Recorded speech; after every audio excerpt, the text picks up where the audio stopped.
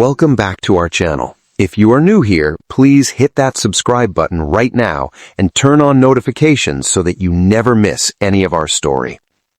January 1942, Leningrad, Soviet Union, day 130 of the siege. This story starts with a woman. Her name was not recorded. She is one of 3 million people trapped inside a city that has been surrounded by the German army for 4 months.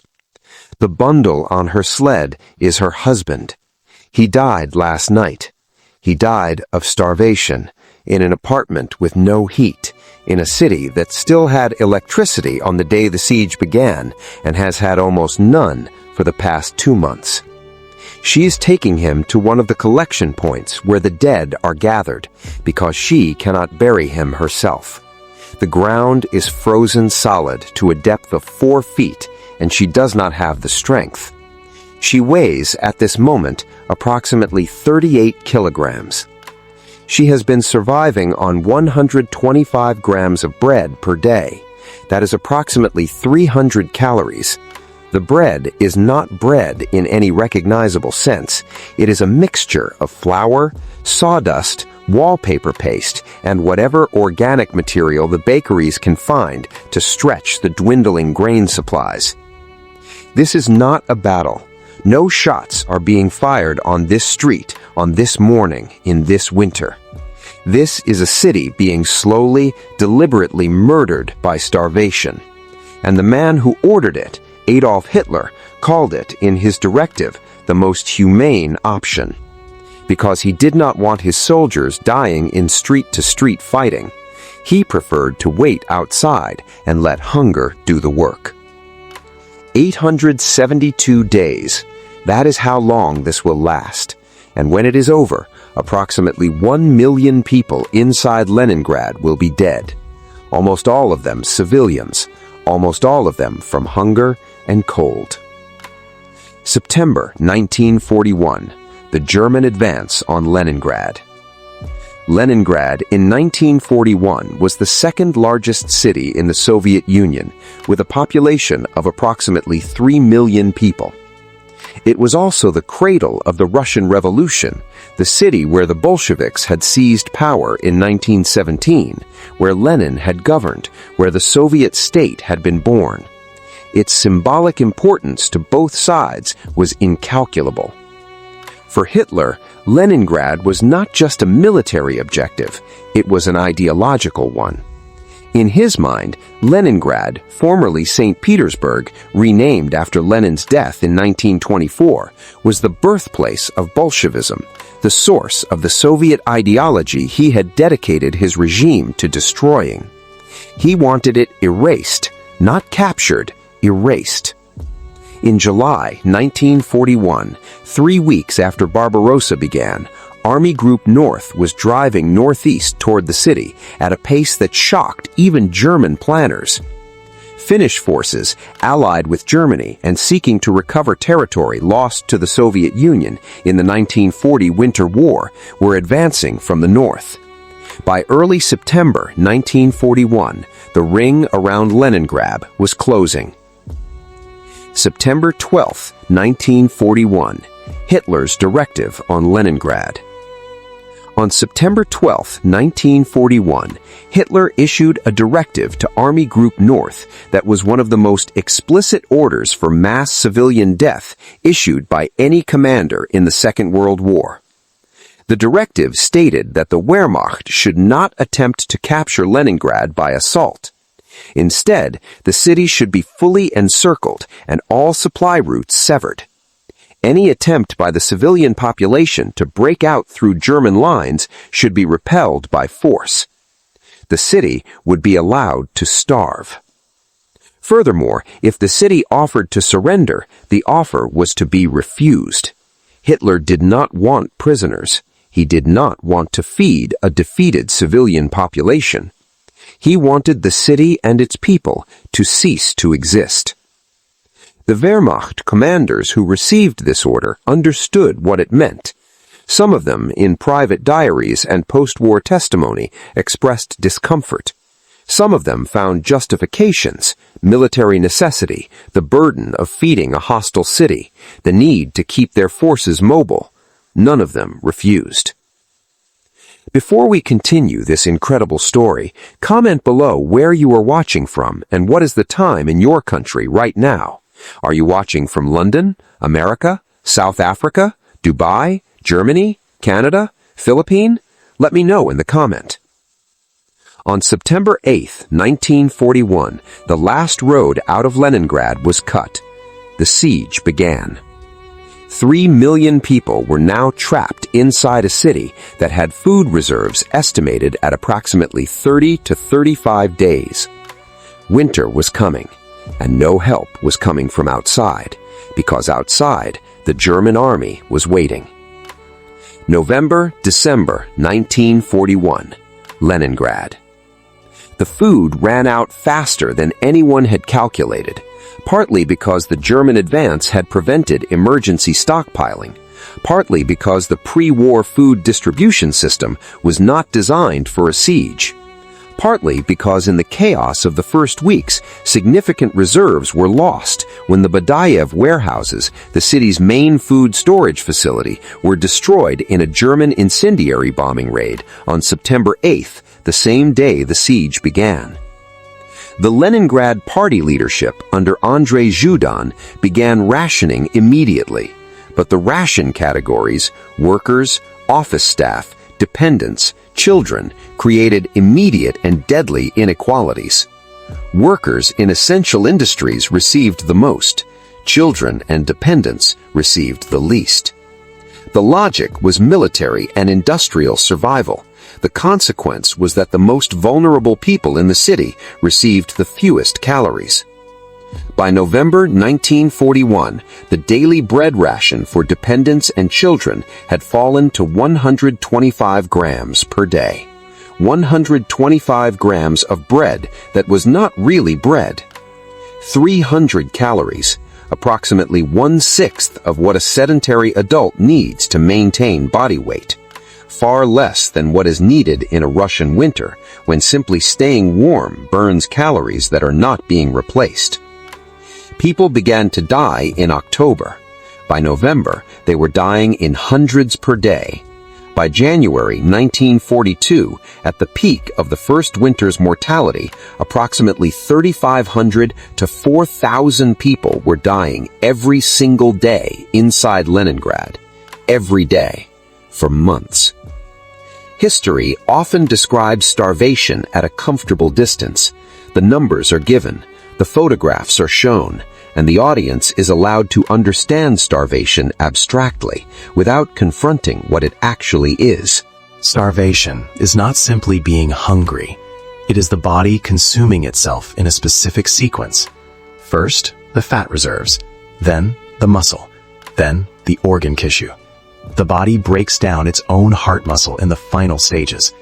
The brain, deprived of glucose, produces a state that witnesses described in Leningrad repeatedly: a strange, calm withdrawal from the world, a loss of interest in survival itself, a sitting down in the cold and simply stopping.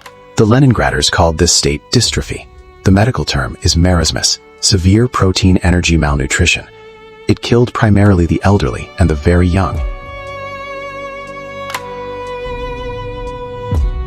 But it also killed strong, healthy adults within weeks when the ration fell to 125 grams and the temperature outside fell to -30 degrees.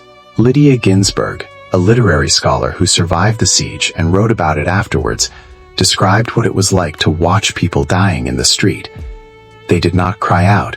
They did not ask for help. They simply sat down or lay down and became part of the street. After a while, you stopped looking at them, not because you did not care, because you needed every calorie of emotional energy for your own survival. She was not describing cruelty. She was describing the arithmetic of survival under conditions that stripped away everything except the immediate biological imperative to continue. November 22nd, 1941. Lake Ladoga. There was one gap in the German encirclement. One place where Leningrad was not completely surrounded. The eastern shore of Lake Ladoga, the the largest lake in Europe, was still in Soviet hands. The Germans had cut the roads and railways, but they had not yet crossed the lake. In summer, small boats had carried limited supplies across the lake under German air attack. It was not enough. The quantities that could be moved by boat under constant aerial bombardment against the full weight of German air superiority over the lake were a fraction of what the city needed. But in winter, the lake froze. On November 22, 1941, the first horse-drawn sleds crossed the ice of Lake Ladoga carrying food into Leningrad. 4 days later, the first trucks followed, carefully, slowly, testing the ice with each meter of advance. The ice was not yet reliably thick enough to hold a loaded truck. Several vehicles broke through and sank. The drivers who went through the ice, in November, in Russian winter, had approximately 2 minutes before hypothermia made movement impossible. Some were rescued, many were not. The road across Lake Ladoga, the Doroga Zhizhny, the Road of Life, became the single lifeline of the besieged city. At its peak operation in early 1942, approximately 6,000 trucks were making the crossing every day, driving through Russian winter nights with their headlights off to avoid German aircraft, following only the dim markers planted in the ice every 100 meters. The Road of Life saved Leningrad. Without it, the city's entire population would have starved to death by February 1942. Of this, there is no serious historical doubt. But the Road of Life could not save everyone. The quantities it could deliver, across a frozen lake, under German air attack, limited by the weight the ice could bear, were never sufficient to fully feed 3 million people. Even at its peak capacity, the Road of Life was delivering enough food to raise the daily ration from the death rate level of 125 grams to approximately 200 to 300 grams for most categories of the population, still well below survival requirements, but enough to slow the dying. The road also evacuated civilians. Over the entire siege, approximately 1.4 million people, mostly women, children, and the elderly, were evacuated out of Leningrad via the Road of Life and later, when the ice melted, by boat across the lake. Each evacuation reduced the number of mouths competing for the limited food supply, and each reduction gave the remaining population a marginally better chance of survival. The trucks going out carried evacuees. The trucks going in carried food, ammunition, and always fuel. The road operated in both directions simultaneously, all night, every night, for months. The drivers who ran it did so knowing that the ice could give way at any moment, that German aircraft patrolled the lake in daylight, and that if their engines stalled on the ice and they could not restart it within a few minutes, the cold would make it impossible to restart at all. They drove anyway, night after night, for 872 days. 1941-1942, Leningrad, 11 Vasilyevskaya Street.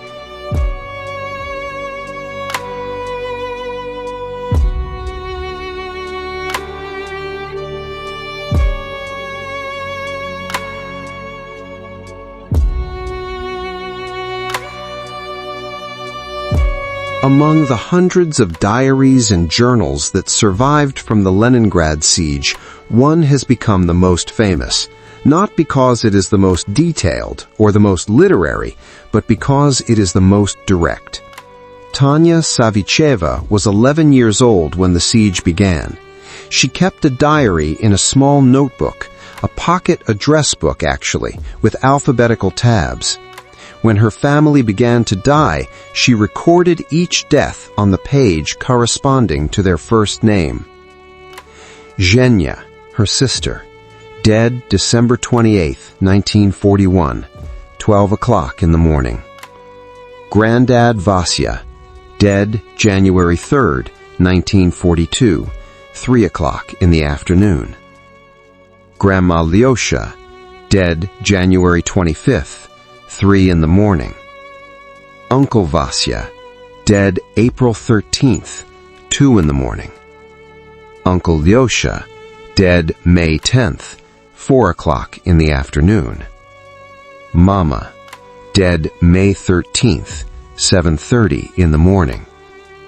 The Savichevs are dead. Everyone is dead. Only Tanya is left. Tanya was evacuated from Leningrad in August 1942. She was so weakened by starvation and tuberculosis contracted during the siege that she never recovered.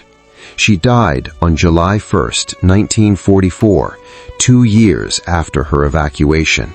She was 13 years old. Her diary was used as evidence at the Nuremberg trials.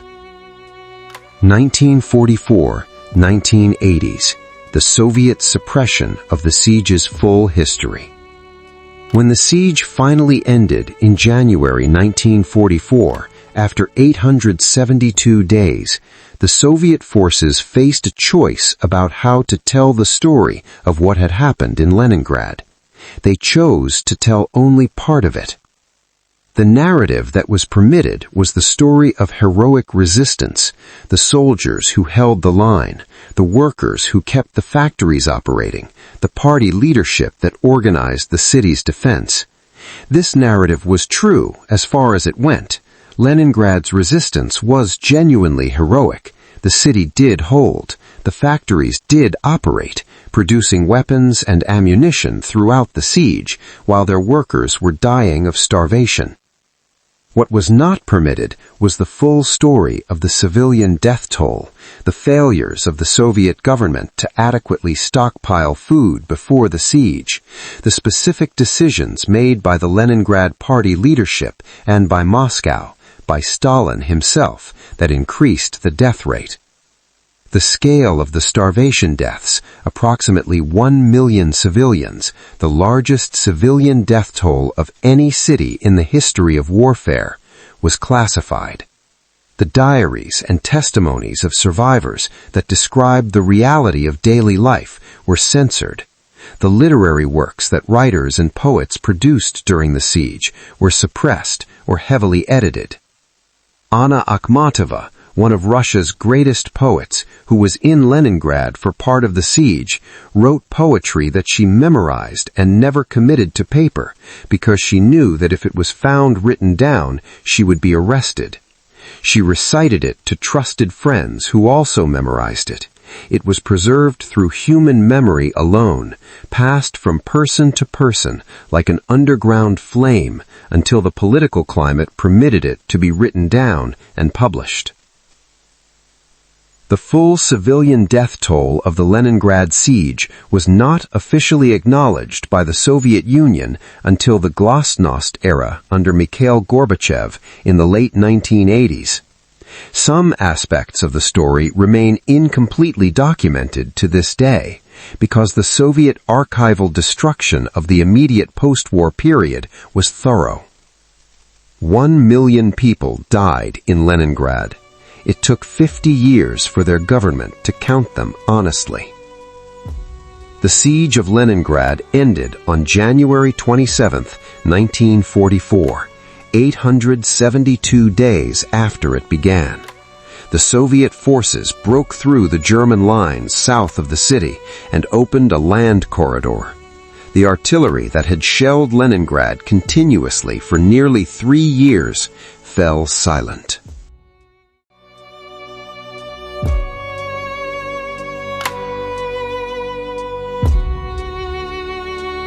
The people who came out of the apartments and basements that day had lived through something that has no real parallel in the modern history of civilian suffering. They had survived 872 days of starvation, shelling, and cold. They had watched their families die in front of them, one by one, in alphabetical order. They had eaten things that are not food. They committed acts in the desperate arithmetic of survival that they would carry in silence for the rest of their lives. At Piskarevska Memorial Cemetery in St. Petersburg, approximately 500,000 of the siege's victims are buried in 186 mass graves. The graves are long, rectangular mounds in the grass, each marked only with the year of death, 1941, 1942, 1943. No names. There are too many dead for names. The inscription on the main memorial stone reads in Russian, Here lie Leningraders. Here are citizens, men, women, and children, and beside them are Red Army soldiers. With their entire lives, they defended you, Leningrad, cradle of the revolution. We cannot enumerate their noble names here. There are so many of them under the eternal protection of granite. But know this, you who look upon these stones, no one is forgotten and nothing is forgotten. No one is forgotten and nothing is forgotten. It is the most repeated phrase in Russian war memory. It is a promise, and given what the Soviet government chose to do with the siege's history for 50 years, it is also a rebuke. The Leningrad siege raises questions that extend far beyond the Second World War. It raises questions about what a government owes its own civilians in wartime, about who bears responsibility for the decisions that determine how many of them die, about the difference between the deaths that war makes inevitable and the deaths that bad decisions and deliberate policy make worse. Hitler ordered the starvation, but the Soviet government had failed to stockpile adequate food reserves before the siege, had failed to evacuate the civilian population when evacuation was still possible, had prioritized the military ration over the civilian ration in ways that increased the death rate among the most vulnerable, had then buried the evidence of its own failures for 50 years behind a narrative of heroic resistance. Both things are true simultaneously. The German policy was a war crime. The Soviet response, including its failures, its choices, and its suppression of the full truth, was also a moral failure of a different kind. The question for the comments today: when a government fails its own civilians in wartime, through bad decisions, through prioritizing politics over lives, through suppressing the truth afterwards, how should history hold it accountable? Is there a meaningful moral distinction between what Germany did to Leningrad and what the Soviet government chose to do with its own people's story for 50 years? This is not a simple question. I do not want a simple answer. Tell me what you think. Subscribe if you are not already. The next video goes inside the battle that never should have been fought, where American commanders sent Marines into an island that was not strategically necessary, and 10,000 men paid for that decision with their lives.